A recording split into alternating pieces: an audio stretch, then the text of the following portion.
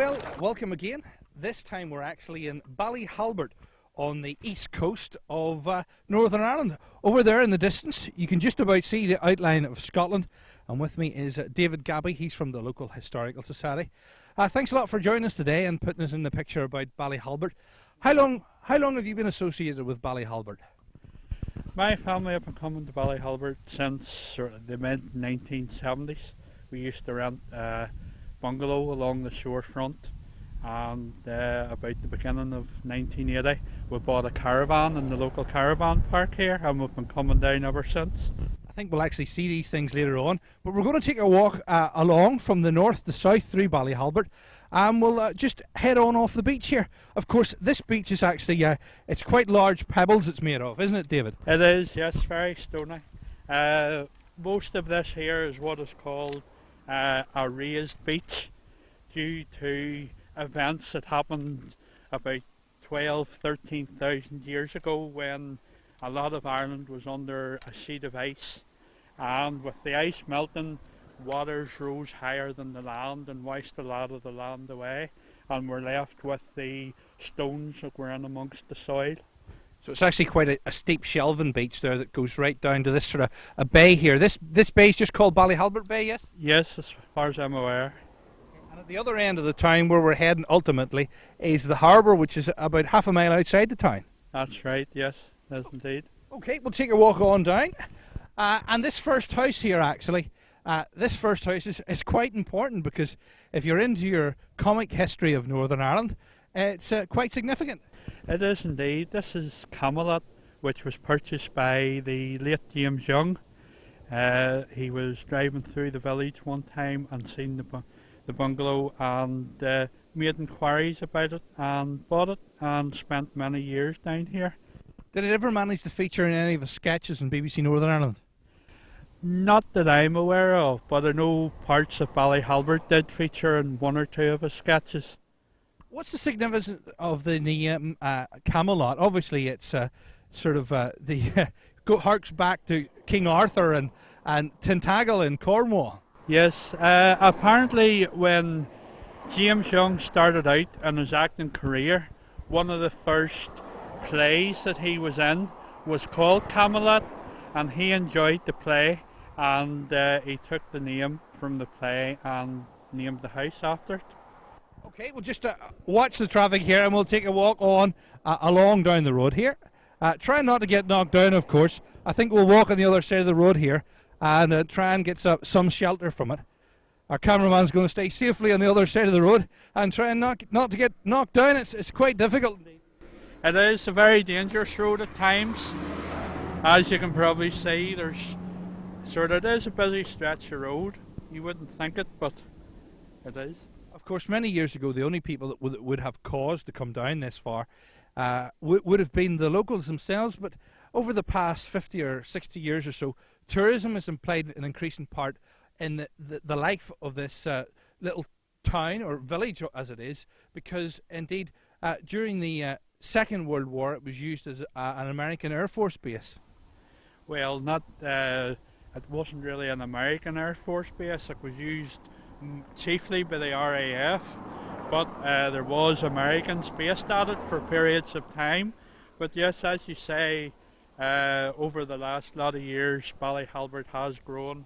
I know quite a few people myself who sort of have what they call holiday cottages down here, and they come from all arts and parts of Northern Ireland. What exactly is the attraction to down here? Apart from the road, it's quite peaceful and tranquil, isn't it? It is, yes indeed. And I think part of it is because it's a small seaside village, and it is quiet on the whole. You can sort of walk along on a nice summer's day and enjoy the peace and tranquility of walking along the beach, and maybe the tide rubbing in over the pebbles and what have you, and it can be nice during the summer. Now, of course, its history goes back a long way to the likes of the Talbot family, who are very famous in their connection with Malahide and Malahide Castle, which is very very beautiful and picturesque, but it's about 100 miles south of here. How did the Talbots come to be involved in Ballyhalbert? It all goes back to 1177 when the Norman invasion of Ireland took place, led by John de Courcy. And when he invaded Ireland, various families from England travelled over with him. And one of these families was the Talbots from Herefordshire. And they settled in the area, and the original name of Ballyhalbert is actually Talbotstown, meaning the town of the Talbots. And of course they probably had a family seat somewhere near here around the time. That's right, they did indeed, and my research is still ongoing in that area at present, but from what I can gather from the locals, there's a place somewhere nearby that they would have settled in, but we do know what the Talbot town looks like. There's documentary evidence. It was a mixture of two dogs bred together to breed what they called the Talbot Hound. What about buildings such as this? Obviously a lot of the buildings around here, the sort of ones that look temporary, that have been here for 50 years, were connected with the Air Force base. But a building like that there, that's made of stones that look like they come from the beach, its history would go back a lot further, wouldn't it? Yes, that's right. In this area here behind this building, before 1940, there was the stump of a corn mill, and I actually have a postcard which shows the windmill stump. Quite often down along this part of the coast there was various windmills and corn mills, and they made use of the wind in order to make their produce. Of course, the most famous one that still stands, it's looked after by the Environment and Heritage Service. It's Ballycopeland windmill. I think we'll show a clip of it at some time during this. But it was not actually knocked down because it was a hazard to aircrafts coming in, wasn't it? That's right, yes, it was knocked down during 1940 when they were building the airfield, and it would have been a hazard for planes taking off or coming into land. Of course, if people did that nowadays, there would be an outcry, wouldn't there? That's right, yes, there's a lot of outcry nowadays when landmarks such as old windmills and etc. go to get demolished. And I think in a sense it's right that we should try and keep some of them so that we know what our history and heritage look like. Now we're coming up in the entrance to the Ballyhalbert caravan site. It's been a caravan site for, 50 years now, maybe almost, yeah? About 40, 50 years, yes. And of course, when it was first sold, I think it was sold for the quite paltry sum of about £16,000 at first to become a caravan site. Of course, there's an awful lot of money in caravan sites, and people from all walks of life use them as holiday homes, really, down here. That's right, yes. I know quite a few people on the caravan site myself, and they come from Carrickfergus and Portadown and further afield even. Now you actually don't live too far away, you only live up the road here, about 10 miles. What's the attraction for you then? I look in Ballyhalbert basically as a second home. I've been coming down here since a young boy, and it's just, if you grow up with something you get attached to it, and that's what has happened with Ballyhalbert and me. Now you're going to take us through a lot of the Air Force history of this caravan site, because it was quite important during the war. There was a number, actually dozens upon dozens of airfields all across Northern Ireland. The origins of this one go right back to the early days of the war. Yes, this airfield was built in 1940, 7-8 months after the Second World War started, and likewise many of the other airfields in Northern Ireland were built around about the same time. There's some airfields were actually built shortly after the First World War. Now, up here, I mean, this wasn't really the entrance to the airfield at the time. The entrance is somewhere else, isn't it? That's right. The entrance is up off the Victoria Road. This was an entrance put in shortly after it was sold at auction in 1960. There's been quite a lot of developments over recent years indeed. As a matter of fact, they're building holiday homes at the other side of the airfield here, or what is the Caravan site. What's the significance of them? Because they're the first of their kind in Northern Ireland, aren't they? That's right. This is the first retirement village to be built in Northern Ireland, and it's based on similar examples over in England. And so I know one or two people in the park homes, and they tell me that some of their neighbours have actually come over from England to live here. Now, for a long time in Northern Ireland, you know, there wasn't people moving here. There was almost 50,000 people a year moving out of Northern Ireland. It's quite unusual for people to move back into Northern Ireland. It is, yes. Sort of, I think, given the history that Northern Ireland has, sort of some people maybe go away thinking that they need a break to get away from everything, and maybe when they move away they realise sort of that they can't settle themselves, so that they end up deciding to move back here again. Now, are many of the buildings here at the Caravan site, are they actually original, or are they more modern additions to the Caravan site? No, most of the buildings that are still standing are all original. Were all constructed around 1940, same time as the airfield was constructed. Now, when it comes to it, you know, there's quite a lot of money's worth here, because what does one of these caravans set you back? These caravans from about sort of 8,000 upwards. I mean, some of these new ones that we can see here, sort of, I think, double glazing windows and sort of a mild form of central heating. When you put the heating on, it's pumped round all the rooms in the caravan. Now, well, we're going to walk down this Caravan site, or what was an airfield, but we've decided against that because it's actually quite big, isn't it? Yes, this airfield itself, or this runway in particular, would stretch for at least a mile. So we've given that up as a bad job, and what we're going to do is, if by magic, appear somewhere else. Thanks, David. So we're down the far end of Ballyhalbert Caravan site, and of course this is actually your caravan itself, David. A lot of people have holiday homes down here, caravans so to speak. These are called static caravans. How many would there be at this site? Because this is one of the biggest, isn't it? It is, yes. As far as I'm aware, there's around 280 on the site at present. Now the site itself extends out over a vast area indeed, because during the wartime we would only be about not even halfway down the runway. That's right, yes. This is actually sort of a back runway, as it were. The main runway still continuing away up behind us for another sort of 3/4 of a mile at least. Will we be able to see that when we get to the top of this control tower here? All being well, we should see some of it. The control tower itself, if you can just take a look at it there, it looks as if it's in a bad way actually, but you had somebody who knows about these things, a quantity surveyor friend of yours, have a look at it last year? That's right, there was a friend come down and looked at it, and he surveyed inside and outside and deemed that it was structurally sound. Okay. Now, if you were to say, what is the most nostalgic bit of the airport for you, what would it be? For me, it would have to be the control tower, because the control tower was essentially the hub of activity. Sort of the control tower watched the planes that were landing and taking off.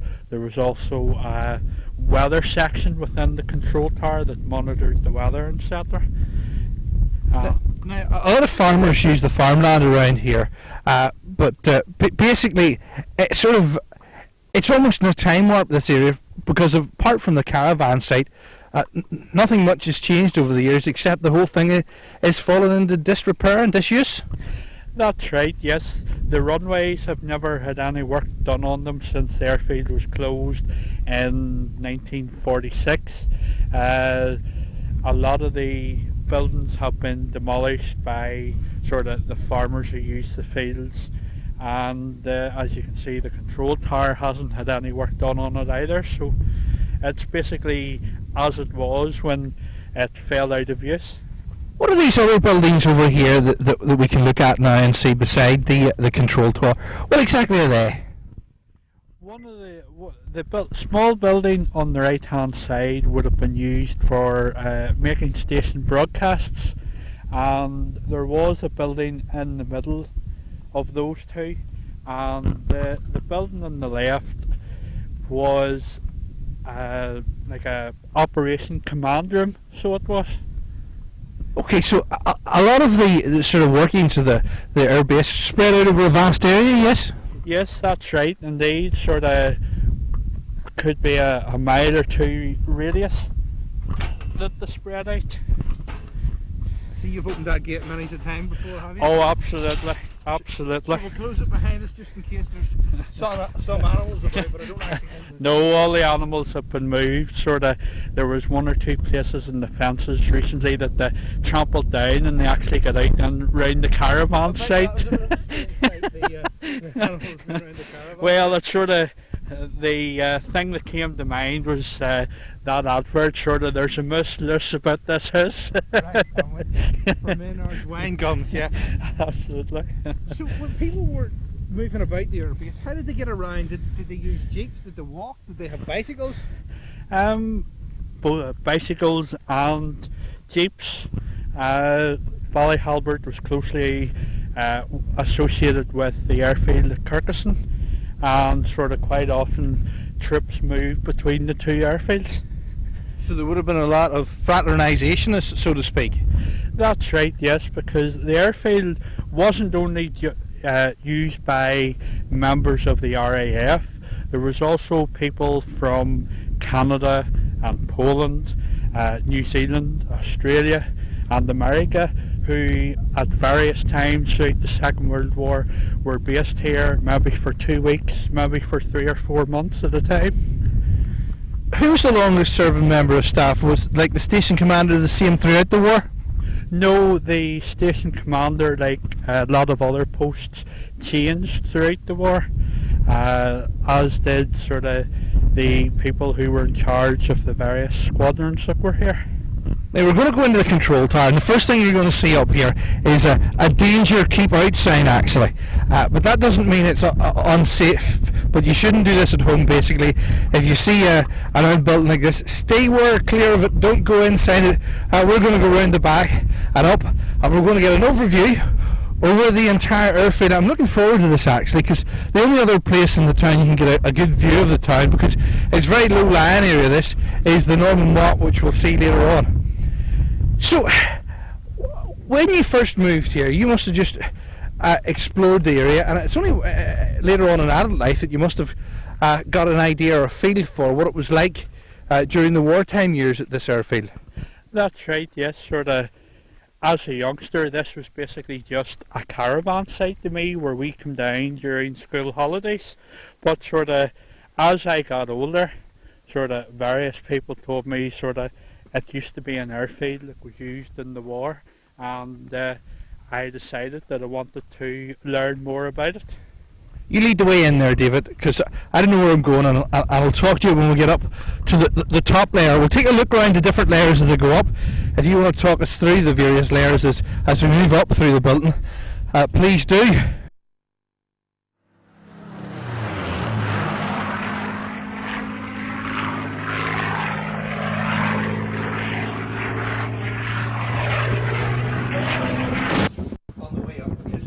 It's been left idle for a number of years, hasn't it? It is. It has indeed. As you can see, a lot of rubble down about the place. Sort of a lot of it plaster and stuff that was fell off the walls. Over in that corner there, where you can see the concrete blocks, that would have been the main entrance. In and out of here, where we have come in as sort of a back entrance in the store. What's on through here then? Did they actually observe the aircraft? Was the control tower here, yes? Yes, the observance of the control tower would have been upstairs on the roof itself. As far as I can ascertain, this is sort of where they would probably have had maybe a board or something with a wee aircraft on that the women moved about. Because there's sort of a gantry up there that you can look down. Yes, that's right. And see down here. See exactly what's what. To see them up. Now, of course, this was put up very, very quickly at the start of the war.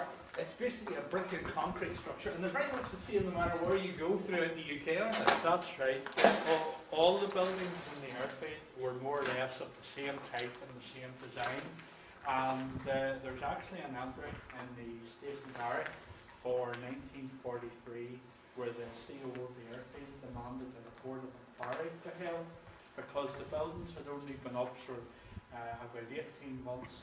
And after a couple of days heavy rain, apparently all buildings literally had water streaming down the walls, running into them. Lino was lifting off the floor. Some buildings were like swimming pools, and he was under the impression that the buildings had been hastily constructed. Nothing ever came of his demands, although the buildings were treated with a substance called gumite to stop the water penetrating the walls. It must have done the job because there's no further mention of the rain having affected the building. So we're going to take a walk up these steps here. I think it's best if you maybe lead the way, because we're not too sure of our footing here. It does look as if it has concrete beams and iron beams in it, so it looks like it's still up to the path. Indeed, throughout Wartime, some people have turned these into homes. That's right, yes. Just one thing behind you there is like melted brick. And I was always told as a youngster that some sort of bomb had hit this place, causing that there to melt. But I don't see any sort of evidence to suggest that sort of, and I can only assume maybe on a warm sunny day, maybe sort of the heat has got so high in here that it has caused the brick, or maybe it's tar running down from up above. Have you ever thought that that actually could be the gunite itself? That has never occurred to me, and it's a possibility like a lot of other things. These stairs do actually seem quite solid, actually. They seem like they're very solid indeed. So it looks like a lot of latchcodes do play about in here, smash bottles and things like that there. Absolutely. During the summer, a lot some of the kids from the Caravan site would come up and sort of hang about here. Some of them are fairly well behaved, and others sort of come up and clawed about and not created, as it were, and sort of some of the things that they can be quite dangerous. You can see quite clearly the caravan site and the extent of it. Oh yes, indeed. And you've got the new houses over there as well. That's right, yes. You get a good view from here, but you're still inside, sort of, we'll go upstairs shortly on the roof and get a better view all around. It actually does show you the whole area. It is very flat. Of course, that was very important when you were looking for an airfield, wasn't it? That's right, sort of the flatness of the land around here would have been one of the reasons why the site was chosen for to build the airfield on. Actually, this site was an old mill pond, and there was a windmill down in the village who would have relied on the water from here to turn the mechanism inside it. So we've an incredible view from up here. Just watch your footing and don't go too near the edge here. The view is actually magnificent from here. Talk us through bits of the airfield. Well, as you can see over here on our right hand side, the two buildings that we saw coming up, and you can see the remains of the building behind it. There's an area itself but it is long since gone, although I'm sure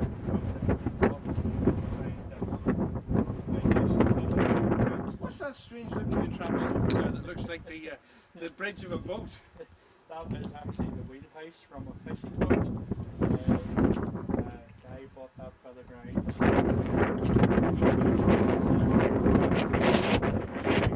A fisherman, because that was one of the first things he moved on to the site when he moved here. Now, you can see here quite clearly there's part of the apron here of the runway. Yes. You told me at one time the sort of airfield was extended extensively, and I can see up there in the distance there's some other sort of brick building. What's that? What exactly? That is the shooting range. That is where the Air Force personnel would have practiced their rifle shooting, and the others, likewise, the other squadrons who were here would have practiced there as well. Anything else of note around here? I know we can quite clearly see the sort of new homes that are yes. over the retirement homes. If we're looking just over the top of where these park homes start down here, you can actually see one or two old airfield buildings, air raid shelters. There is one or two that has been demolished in recent months. Yes, you can see quite clearly. Now, planes then, they weren't as modern as, and they didn't have reverse thrust, so they That's actually true. had to run out when they landed. Did they take Yes. off towards the sea, or did they come in from the sea?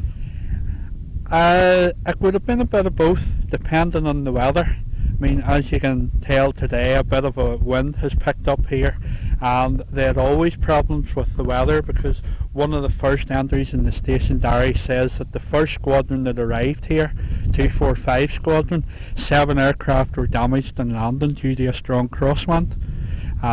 They were Hurricane aircraft, and the squadron later converted to Spitfires.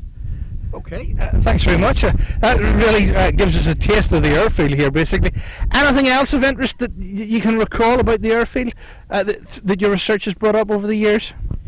Yes, there's reading through the station diary, various entries in it. It runs to 115 A3 pages. One entry states that flax crop grown on the airfield was sold for £18, 10 shillings per acre. On the 19th of May 1944, General Eisenhower, who was Supreme Commander of the Allied Forces, visited the station en route to another airfield in the south of England. Of course, General Eisenhower later went on to become President Eisenhower. A lot of this stuff, I imagine, was secret at the time. Absolutely, sort of. The station diary, everywhere you look, is all marked sort of top secret, not to be disclosed.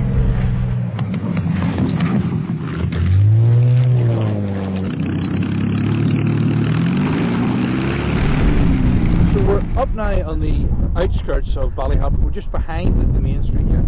David, this is a Bronze Age standing stone, yes? That's right, yes. Dated 3,500 years old. It's not really known what sort of purpose they had, but generally believed to be some sort of boundary marker, sort of this is our territory which you're coming into. Originally one of 3 in Ballyhalbert. There was one out beyond where James Young's cottage was, and one out towards the harbour. Sadly, those 2 are now gone. We're left with this one, and it is protected by Environment Heritage Service. How do we know those other standing stones existed but they're not here today? We have maps which show them located, and we also have local knowledge from people who remember seeing them and being told about them.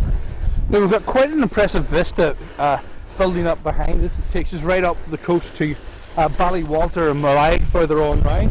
And indeed, I think you can see the hills of Belfast behind in the background. That's right, yes. On a lovely, clear, sunny day, up here you get a wonderful view of all round, and it is spectacular. Of course, the whole idea behind this was it was a defensive or almost an offensive point from which you could see all around you. Because you can see, you can even see the old mountains in the distance over there. That's right, yes. So we're going to climb up here. This is the Norman motte, which would have been used, built shortly after the invasion in 1177, purely used as a lookout tower against enemy attacks. It's believed there may have been something here prior to that the Normans didn't actually build it. They basically used something that was already here. The advantage that you would get from having this as a lookout tower is very obvious. It is indeed. It does take the breath out of you though, climbing up. It does, so to speak. So David, for one more thing, the catch, and of course that would be the town centre with the community hall and the Orange Hall, and we're going to head there now. Here behind me we have what is called the community house. It is where the community association meets, the historical society. There's a couple of other local organisations such as the senior citizens club. Again, they all make use of the community hall. So there's been a lot of investment in the town in recent years. You know, there's new housing that we've seen. There's this obviously community centre which has been done up, so to speak. Where's the money coming from for this?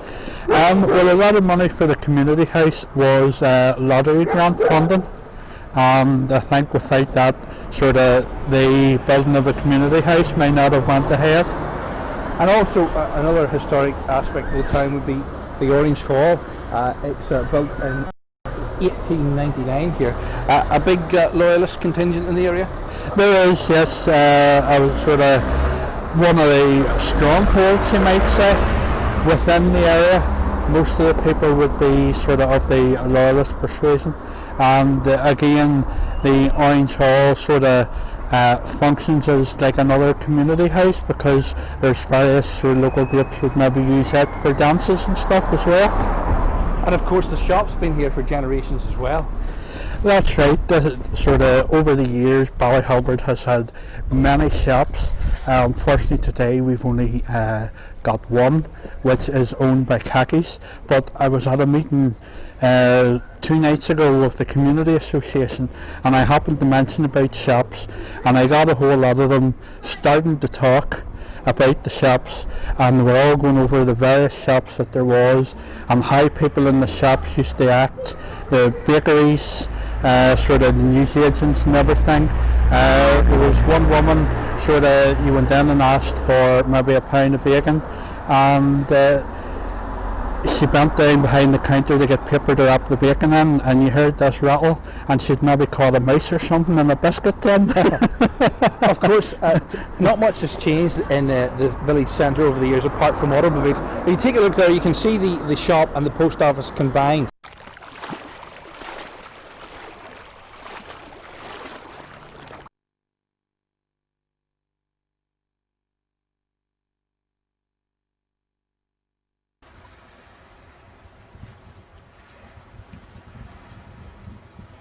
Well, I'm Justin Macartney. We're now at the end of the pier here at Ballyhalbert. It's a very strange harbour, because the harbours are here and the town is over there. It's about at least half a mile from it, maybe a mile from the centre of the town. So we didn't walk it.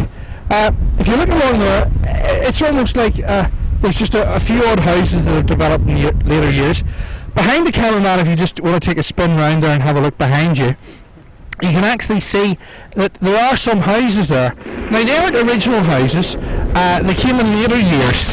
It is quite strange that the actual harbour is separated from the town, David, isn't it? It is, yes. I haven't quite been able to work out why exactly the harbour was built so far out from the village, but I presume it was probably sort of the best place to build the harbour to sort of shelter a bay for fishermen to sort of moor their boats or to work on repairing their nets.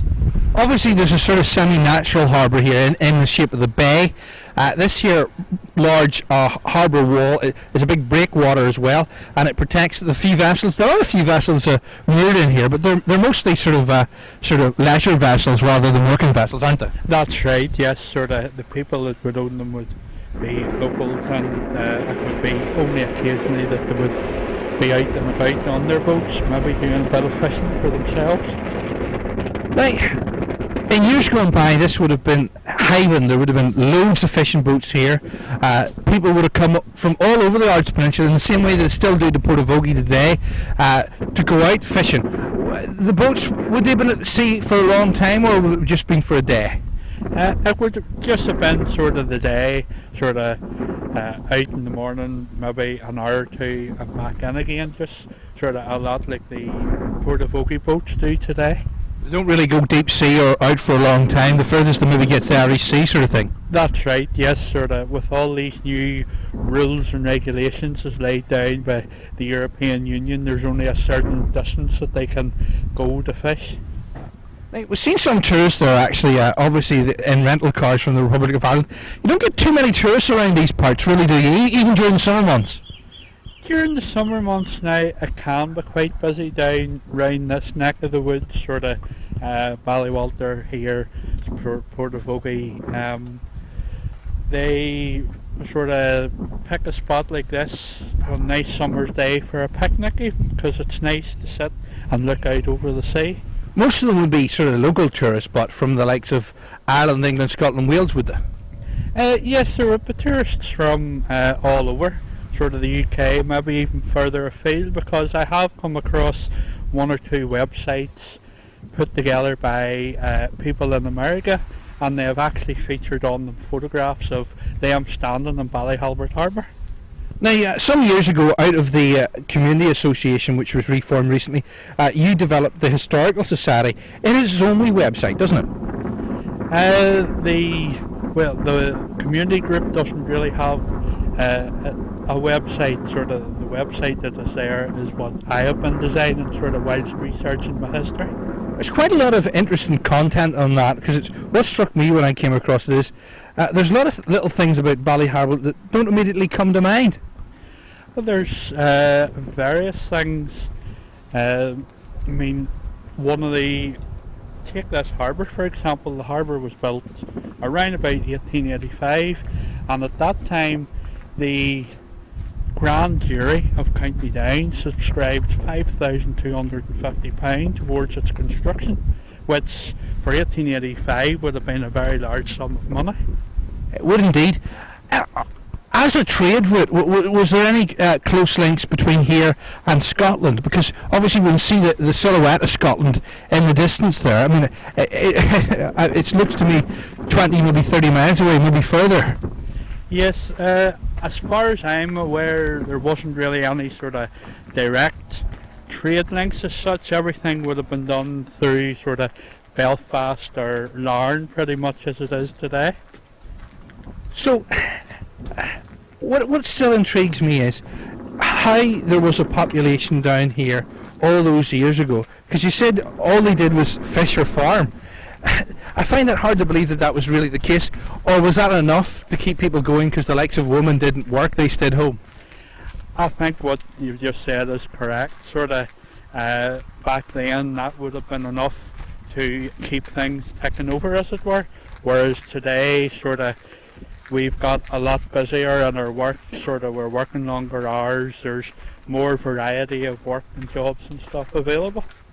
Now we're making our way round here, and it caught my eye. We can maybe see it. It's just off to our right. It's a tower for the Coast Guard station. Coast Guards used to play a more important role in the local community than they do today. That's right, yes, the references that I have got for the Coast Guards here in Ballyhalbert, not only were the Coast Guards, but they also doubled in a sense as policemen to guard against smugglers, because smuggling down along here would have been a main activity back then. There's a little rowing boat over here. Well, it's actually one that you could fit a motor on.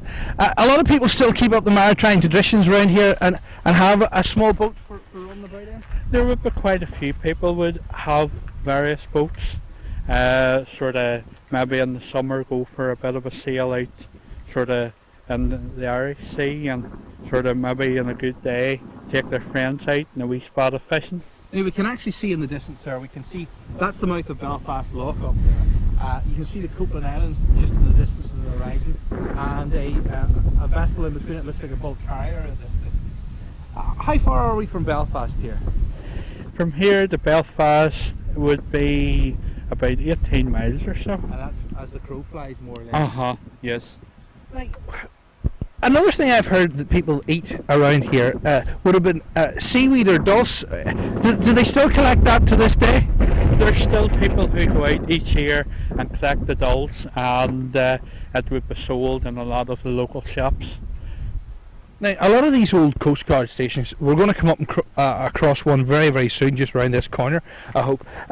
They're mostly dwellings now, because the Coast Guard does everything automatically, don't they? That's right, yes. The Coast Guard service over the years has all been modernised and modified, and the Coast Guard station here in Ballyhalbert became redundant, and it's now a private dwelling. We're just coming up on it now. It's the row of houses here on the corner as we go round the headland here. The Coast Guard was quite a good organisation to work for, because they allowed you to take your family with you, didn't they? That's right, yes. Most of the Coast Guards who were here all had families. the Coast Guard's based at Ballyhalbert. I'm not sure when the Coast Guard station started or when it was closed, but I do know there was Coast Guards here pre-1829, as I have 3 baptismal records for babies that were christened in the local church. Does this island over here, does it actually have a name, does it? This is actually a burial island, and legend has it that it's actually a Viking burial on it. I seen that recently on TV, that they had a carry your wife off contest on TV. Did you see that? If you can carry your wife away, you can marry her. That's what the Vikings did. Was there a large Viking presence in Ireland? Because we've heard it said before, Wexford and Waterford and that sort of place. Did they really come in and sack Irish round towers left, right and centre? Yes, there was a very strong Viking presence, particularly in and around Strangford Lough. Indeed, the name Strangford is actually a Viking name meaning strong forward, so because the Strangford Lough meets the Irish Sea, and there's a large swell where the waters meet, and that's where the Strangford name comes from. And just outside Downpatrick there's a Viking king's grave, King Magnus Barefoot. Of course, you can see we're here. Strangford's this body of water here, and Downpatrick's over here. It's amazing actually that the Vikings could come all the way from Scandinavia and come to Ireland. Indeed, many people think they actually made it as far as America centuries before Christopher Columbus. Yes, that's right, but I have yet to hear of any sort of evidence to support that. Recently I heard of a Viking burial that has been discovered down south, just outside Dublin, and one about 2 weeks ago over in England. So there is a close connection there. Now, the beaches around here, what sort of stone's that? Because it seems almost slate-like in appearance, of stone. That's right, it seems that way, but it's not actually slate. Again, this all goes back to after the ice age, when the ice melted and all the stones here formed. This all goes back to the geology of Northern Ireland. I can't quite remember the name of the term of the rock, but all the way down the coast of the Ards Peninsula you see various rocks of different shapes and sizes, and most of them would have sprang up after the ice melted. Of course, this is the Coast Guard station we're coming up here now. It's the sort of cement and pebble dashed building here that's sort of beige and brown. How many Coast Guards would have been based here? There would have been about 8 at one time, and their families. So they would have worked on a shift pattern 24 hours a day, 365 days a year, and of course there was many more shipping vessels out there at sea than there are today. That's right, there is indeed. Indeed, this stretch of the County Down coast is quite literally littered with shipwrecks. What famous shipwrecks have there been around here? Because last week when we were down doing the recce, we happened to come across a sort of a light vessel which is parked off County Down somewhere. You can't really see from the shoreline. Most of the commissioners of Irish Lights lighthouses are automatic nowadays, aren't they? They are, yes. They all operated by computer, and from time to time you would see maybe them bringing a lightship into the bay here, and they would maybe sit a week or two and work on them, sort of keep everything ticking over, and then they would take them back and position them again. David, before we head up back through the centuries and down to the Mott and Bailey here, let me know, have you ever made it out to Burial Island there? Can you get out there at low tide to it? You probably could get out to it at low tide. You may need the help of a boat, but I have never made it out. Okay. This is actually Burr Point, which is the most easterly point in the whole of Ireland. Of all of Ireland? Of all of Ireland, north and south. Yes. So that's good. We've actually made it this year to the most northerly point, the most southerly point, the most easterly point, and of course Westport, the most westerly point. I'm Justin Macartney. Stay with us here on this edition of Video Ireland.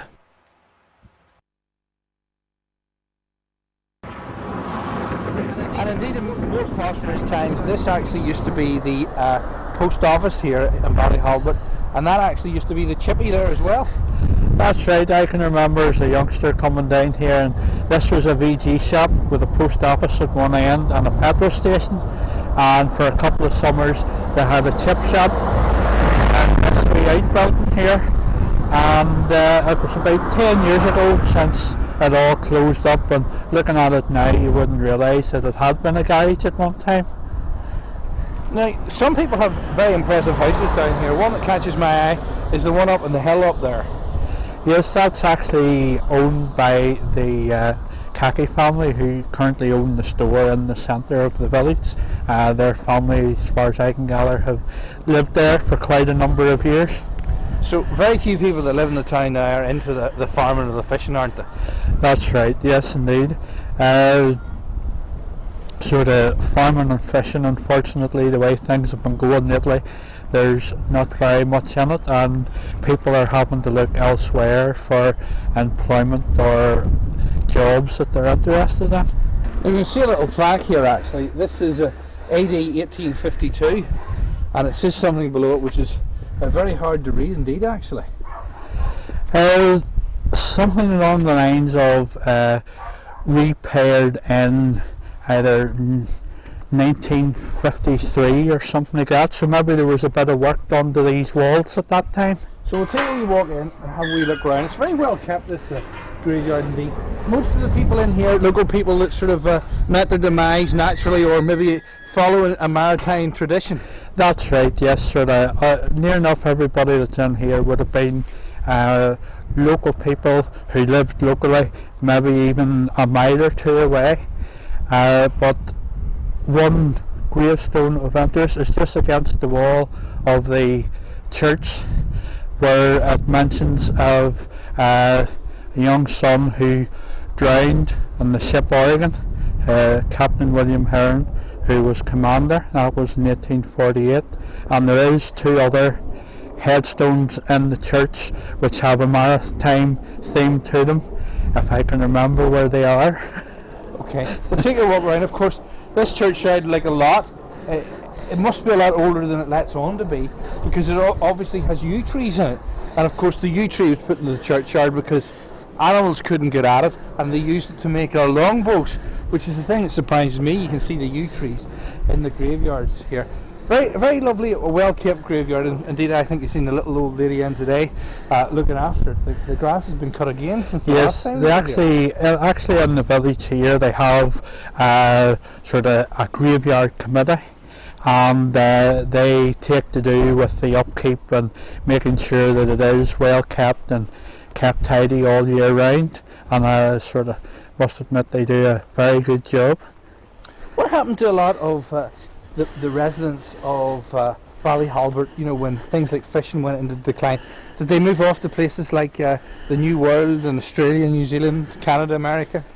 I presume that would have happened to some of them.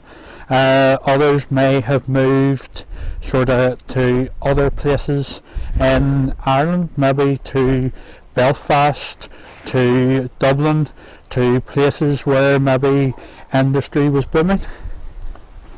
Now, to get buried here, you know, a lot of these seem quite grand gravestones. A lot of people would have been very poor at the time. Would they have afforded a burial as grand as this and a headstone marking their place in their life? It's hard to say. I'm sure most people would maybe have had a few pounds stored away for being buried in here, but I'm sure there was possibly sort of like a local, like a pauper's grave somewhere, where people who maybe couldn't afford sort of a grand burial were afforded a place of rest. Any famous people ever to come out of Ballyhalbert of note? I mean, when we started off we discovered that James Young was a resident of here, but he wasn't of course born here. Anybody famous born in these parts? Not that I have come across as yet. Maybe sort of in years gone by, maybe I'll be the famous one researching all this history. You never say never, you never ever know.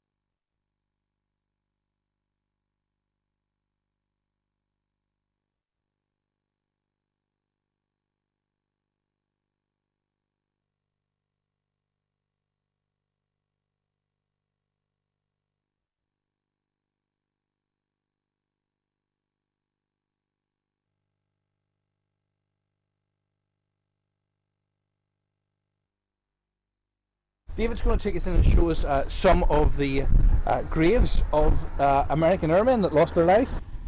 Well, they're not American, but airmen who would have served at Ballyhalbert airfield. Just if you notice on the board, it says Parish of Ballyhalbert, St Andrew's Church. Now, I was looking into why Ballyhalbert is known as the sort of Parish of St Andrews, and to find out the origins of the name, you have to go to Somerset, and there was an area of land known as Stokes, owned by a William de Falaise. His daughter married a William de Courcy, and the land passed to him through marriage and became known as Stokes Courcy, or as it is known today, Stegursey. And there was a church in Stegursey, was called St Andrew's Church. It was gifted to Lonely Abbey in Normandy, France. Within a number of years, a group of Benedictine monks had settled in Stegursey and built their own Benedictine Abbey called the Priory of St Andrews of Stegursey. And the relative of William de Courcy was John de Courcy, who led the Norman invasion of Ireland in 1177.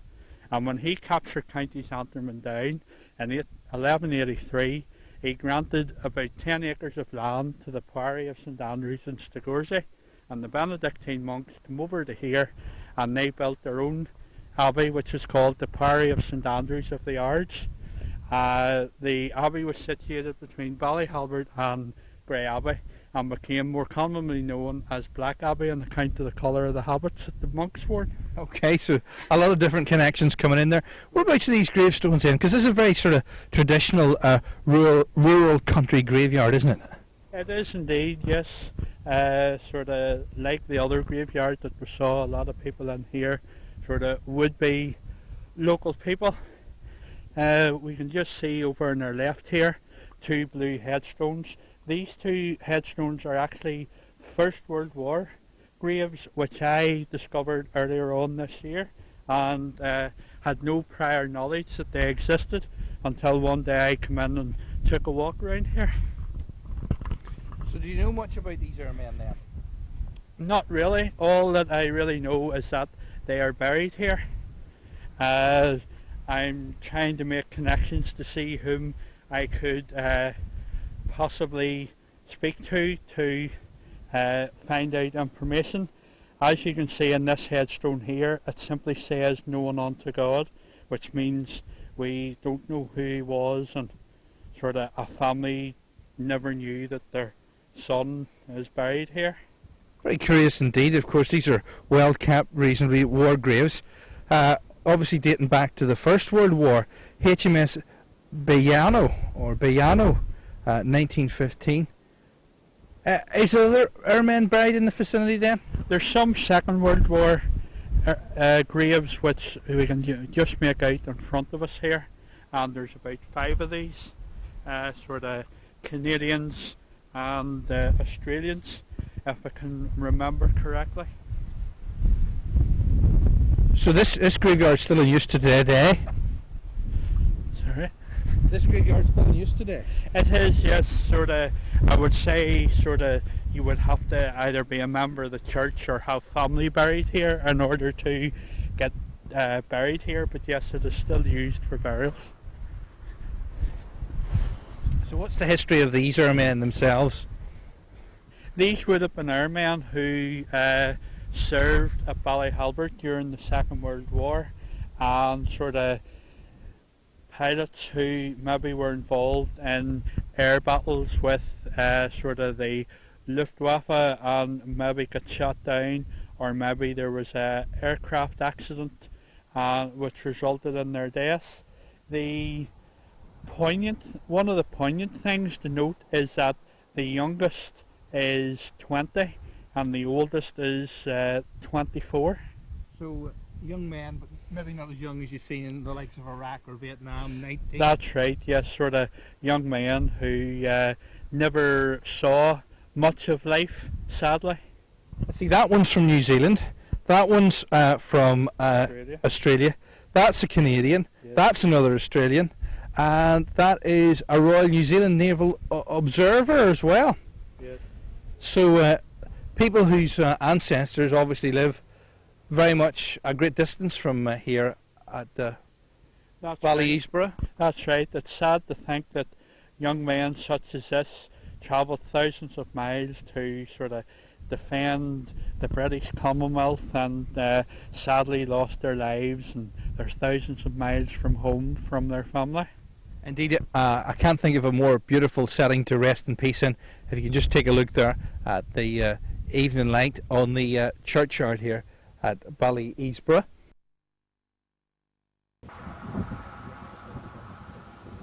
And of course, David, just up at Glastrey here is the original entrance to the Air Force Base.